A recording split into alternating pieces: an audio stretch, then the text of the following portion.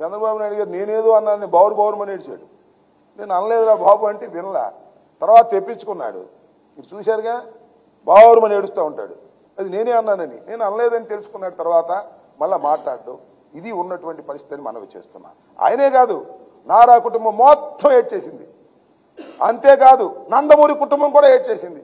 రాంబాబు దొంగ, రాంబాబు అన్నాడని. అన్నదేమో ఎవరో అంటే నా మీద రుద్ది ఈ విధంగా చేస్తున్నాను. నేను ఒక మాట చెప్తున్నా, నేను మీడియాలో చేసేటటువంటి విమర్శలు చాలా సహేతుకంగాను, ధర్మంగాను, గౌరవంగాను ఉండే విధంగా ప్రయత్నం చేస్తాను. అప్పుడప్పుడు నన్ను ఆంబోత్ అంటే చంద్రబాబు ఆంబోతులకు ఆవుల్ని సప్లై చేసేటటువంటి వ్యక్తి అని కూడా అంటాను. అది రియాక్షన్ తప్ప నేను అనేటువంటి మాట కాదనేది కూడా ఈ సందర్భంగా నేను మనవి చేస్తున్నాను. వచ్చాడు సత్యనపల్లి, ముగ్గురు మా ఓల్డ్ ప్రోడక్ట్సే, కొత్త వాళ్ళు ఏం కాదు. మా పార్టీ మా పార్టీలో పుట్టి పెరిగి ఆయన సంకెక్కారు. మళ్ళీ ఆ పార్టీలో వాళ్ళు ఉంటారో లేదో ఎవరికి తెలియదు. ఓడిపోయిన తర్వాత వెళ్ళిపోతారు. జగన్మోహన్ రెడ్డి గారి దెబ్బకి తెలుగుదేశం తట్టుకునే పరిస్థితే లేదు. ఈ రాష్ట్రంలో 175 కొట్టి జగన్మోహన్ రెడ్డి గారు ముఖ్యమంత్రి కాబోతున్నాడు. మీరు చూడండి, సర్వేలు చాలా స్పష్టంగా చెబుతున్నాయి. తెలుగుదేశానికి చెందినటువంటి వ్యక్తులు సర్వేలు చేసినా కూడా జగన్మోహన్ రెడ్డి ముఖ్యమంత్రి కాబోతున్నాడని చాలా స్పష్టంగా అర్థమైపోయిన తర్వాత ఈ ఫ్రస్ట్రేషన్లో అలా కనిపిస్తున్నారు. నేను ఒక సామెత ఉంది, కాపురం చేసేవాడి కళ కళ్యాణం అప్పుడు కాళ్ళగోళ్ళు తీస్తారే అప్పుడే తెలిసిపోతారు అనేటువంటి ఒక సామెత ఉంది. నిజంగా ముఖ్యమంత్రి అయ్యేవాడి కళ కోసూలోను సత్యనపల్లిలోను ఆయనకు వచ్చిన జనాన్ని బట్టే అర్థమైపోతుంది. కుప్పంలో ఆయన గెలవడం కూడా కష్టం. ఇవాళ లోకేష్ చాలా పెద్ద ప్రచారం చేశాడు. అది యువగళం అని తిరిగాడు. కనపడ్డే మంగళీలోనే ఉన్నాడు. అక్కడ బయటకు వస్తే గెలుస్తాను గెలవను అని భయం. అతను ఓడిపోబోతున్నాడు. ఇక మా బ్రదర్ సంగతి చెప్పాలి. మా కులపాయన పవన్ కళ్యాణ్ గారు పిఠాపురంలో పోటీ చేస్తున్నాడు. 2 రోజులు ప్రచారం చేస్తాడు, 5 రోజులు పడుకుంటాడు. ఎందుకైనా నీకు రాజకీయాలు నాకు అర్థం కాలేదు. జ్వరం వచ్చిద్దంట, జ్వరం వచ్చి పడుకుంటాడు. 2 రోజులు తిరగానే జ్వరం వచ్చింది, ఎండగొట్టింది, మళ్ళీ పడుకుంటాడు, హైదరాబాద్ వెళ్తాడు. ఎందుకు మీకు రాజకీయాలు చెప్పండి, నాకు అర్థం కాలేదు. ఆయన అక్కడ లాక్ అయిపోయాడు. రాష్ట్రం అంతా తిరిగే పరిస్థితి లేదు. చంద్రబాబు నాయుడికి తప్పదు కాబట్టి తిరిగేటటువంటి ప్రయత్నం చేస్తున్నారు. తిరిగి వచ్చి మా మీద విమర్శలు చేస్తాడు. ఇంకా చాలా విమర్శలు చేశాడు నా మీద. ఉర్దూల దగ్గరంట 100 రూపాయలు 200 కాజేశానంట, అట్టా 10 లక్షలు కాజేశానంట. నేను ఇరిగేషన్ మంత్రిని బాబు, వాటి కోసం కక్కుట్టి పడాల్సిన అవసరం నాకు ఉంటుందా చెప్పమని అడుగుతా ఉన్నా. నా నియోజకవర్గ ప్రజలందరికీ తెలుసు నేను ఎలా ఉంటానో. డబ్బుల కోసం కక్కుర్తి పడేటటువంటి నీచమైన మనస్తత్వం నాకు లేదు లేదు లేదు అనే విషయం తెలుగుదేశం వారిని అడిగినా కూడా చెప్తారు. బ్రదర్, నారా చంద్రబాబు నాయుడు గుర్తుపెట్టుకోమని మనవి చేస్తున్నా. ఆ ఒడ్డిన మహిళ దగ్గర 2,50,000 అయ్యేయడానికి ప్రయత్నం చేశానంట. చాలా సందర్భాల్లో చెప్పా. మళ్ళీ అదే రిపీట్. కింద ఎవడో కాగితం రాస్తాడు, చదువుతుంటాడు చంద్రబాబు. చంద్రబాబు గారు తెలియదు అసలు ఏం జరుగుతుంది ఇక్కడ. కింద ఎవరో నా మీద కోపం ఉండోడు లెటర్ రాసిస్తే అది చదువుతూ ఉంటాడు. నేను అలా కక్కుర్తి పడేటటువంటి మనస్తత్వం కాదు నాది. నా మీద బురద జల్లాలనేటువంటి ప్రయత్నం చేసిన ఆకాశం మీద ఉమ్మితే ఎవరి మీద పడుతుంది, నీ మీదే పడుతుంది. గుర్తుపెట్టుకోమని మనవి చేస్తున్నా. నేను ఈ నియోజకవర్గంలో నన్ను చంద్రబాబు నాయుడు గారు బాగా కక్ష పెట్టాడు, మంచిదే, నాకేం ఐ డోంట్ కేర్. ఎందుకంటే నేను అసెంబ్లీలో కూడా బ్రహ్మాండంగా మాట్లాడతానని, నా మాటకు ఆయన సమాధానం చెప్పలేడని, బయట ప్రెస్ మీట్లో కూడా నేను బాగా మాట్లాడతానని, దానికి సమాధానం కౌంటర్లు ఇవ్వలేరు కాబట్టి నన్ను ఏదో ఒక విధంగా శాసనసభకు రాకుండా అడ్డుకోవాలనేటువంటి ప్రయత్నంతో మా పార్టీలో కాంగ్రెస్ పార్టీలో ఉన్నటువంటి వస్తాదిని తీసుకొచ్చి నాకు ముందు పోటీ పెట్టారు. అనేక పార్టీలు మాడొచ్చినటువంటి వ్యక్తి, నిన్ను అడ్డగోలుగా తిట్టినటువంటి వ్యక్తి. తెలుగుదేశం వాళ్ళు కూడా చెప్తున్నా, ఆయన అన్ని పార్టీలకు కన్నాలు వేశాడు. మీ పార్టీలో కూడా ఉంటాడు అనుకున్నారా? ఏమీ లేదు. తెలుగుదేశంలో అతను ఉండే ప్రశ్నే లేదు. ఓటమి పాలవగానే మళ్ళీ ఎక్కడో కూడా చెక్కేస్తాడు. గుర్తుపెట్టుకోమని మనవి చేస్తున్నా. అలాంటి వ్యక్తిని తీసుకొచ్చి నా మీద పోటీ పెట్టి నన్ను ఓడించాలనేటువంటి ప్రయత్నం చేస్తున్నారు. అనేకమైన గోబల్ ప్రచారాలు చేస్తున్నారు. నేను మనవి చేస్తున్నా, ఈ రాష్ట్ర రాజకీయాల్లో జగన్మోహన్ రెడ్డి గారి అండతో నేను 3వసారి పోటీ చేస్తున్నా. ఇక్కడ నా ప్రజలు నన్ను ఆశీర్వదిస్తారనేటువంటి ప్రగాఢమైన విశ్వాసంతో ఉన్నా నేను. ఎందుకంటే 5 సంవత్సరాల పరిపాలనలో నేను ఎక్కడ గణనీయమైన తప్పులు చేయలేదు. కాబట్టి ప్రజలు నా పక్షాన ఉంటారని నేను పూర్తిగా విశ్వసిస్తున్నా. మంచి మెజార్టీతో నేను గెలుస్తాననేటువంటి నమ్మకం కూడా నాకుంది. అనేకమైన ఆరోపణలు నా మీద చేస్తున్నాడు నారా చంద్రబాబు నాయుడు గారు. ఆ ఆరోపణలు దయచేసి నమ్మవద్దని, వాస్తవాలు మీ అందరికీ తెలుసని నేను ఈ సందర్భంగా చెప్పదలుచుకున్నాను. నాకు క్యూసిక్లు లేదా టీఎంసీలు లేదా ప్రాజెక్టులు ఏదో క్విజ్ మాస్టర్ లాగా నాకు క్విజ్ పెడతాడేమో నాకు అర్థం కాల.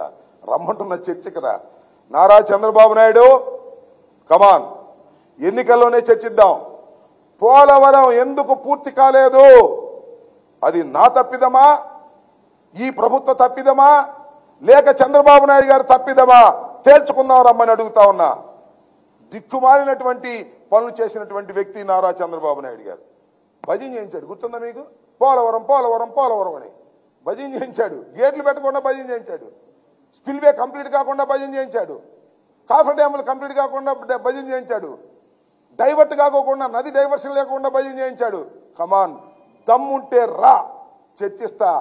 పోలవరం నీ అసమర్థత వల్ల, నీ ఆలోచన విధానం వల్ల, నీ డబ్బు కక్కుర్తి వల్ల, ఇప్పుడు మీ మోడీ గారు చెప్పినటువంటి ఏటీఎంగా నువ్వు ఓడుకోవడానికి ప్రయత్నం చేసినందువల్లే పోలవరం దెబ్బతింది.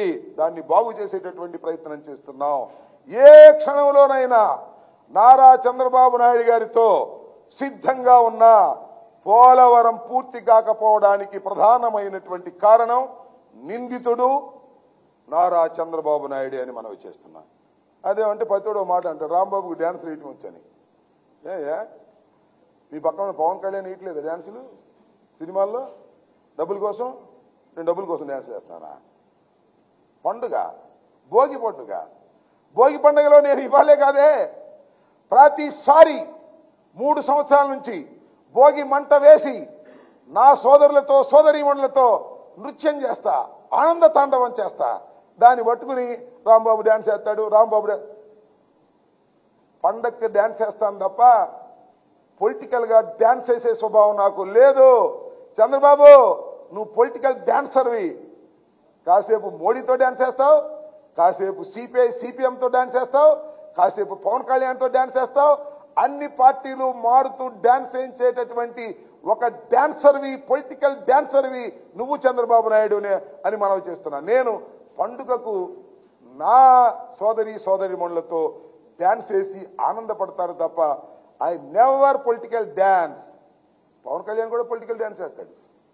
కాసేపు పవన్ కళ్యాణ్తో చంద్రబాబుతో డాన్స్ చేస్తాడు, కాసేపు మోడీతో డాన్స్ చేస్తాడు, కాసేపు సింగిల్గా డాన్స్ చేస్తాడు, ఇటు అటు డాన్స్ చేస్తాడు, వీళ్ళిద్దరి మధ్యన డాన్స్ చేస్తాడు. ఈ రకంగా మీరు డాన్స్లు వేసేవాళ్ళు, నేను భోగికి మాత్రమే డాన్స్ వేసేవాడిని. దాన్ని చూసి డాన్స్ చేస్తాడు, మీ మంత్రి డాన్స్ చేస్తాడు. అసలు మంత్రి అంటే ఏమిటో తెలుసా అంటున్నాడు. ఏమో మంత్రి అంటే ఏంటో మాకు తెలియదు, చెప్పు. మీ అబ్బాయికి బాగా తెలిసామో, నీకు మీ అబ్బాయికి. నీకు ముఖ్యమంత్రి ఎలా వచ్చిందో మాకు తెలియదు. మీ మా దగ్గర నుంచి కొట్టిన సంగతి ఇవన్నీ చెప్పుకోవాలా? అన్ని రాష్ట్ర ప్రజలకు తెలుసు. అందుకని నువ్వు ఈ దెబ్బతో తెలుగుదేశం దివాళా తీయబోతుంది. మళ్ళా తెలుగుదేశం చరిత్రలో కనపడదు, బీజేపీలోకి సర్దుకుంటుంది. ఇది అందరికీ తెలిసినటువంటి విషయమే. ఈ రాష్ట్ర ఎన్నికల తర్వాత జగన్మోహన్ రెడ్డి గారు ముఖ్యమంత్రి కాబోతున్నారు. ఆ ముఖ్యమంత్రి అయిన తర్వాత చంద్రబాబు నాయుడు గారు వెళితే జైలు కన్నా వెళతారు, లేకపోతే మోడీ గారి పార్టీలో విలీనమైనా చేస్తాడు. ఇవాళ నేను చెప్పాను. Please underline this point. ఇది ఖచ్చితంగా జరుగుతుందని కూడా ఈ సందర్భంగా చెప్పదలుచుకున్నాను.